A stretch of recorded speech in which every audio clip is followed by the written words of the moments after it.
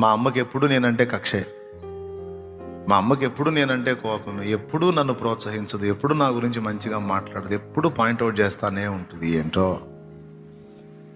మా నాన్నకి నచ్చను నేను,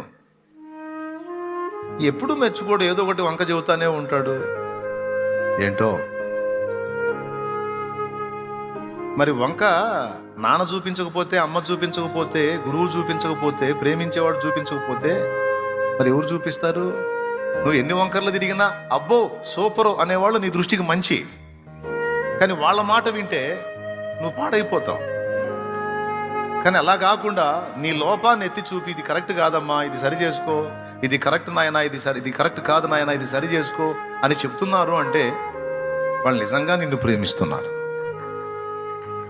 ఏ లోపం లేకుండా నువ్వు పరిపూర్ణంగా ఉండాలి, మంచి భవిష్యత్తు పొందాలి, నువ్వు బాగుండాలి, నేనున్నా లేక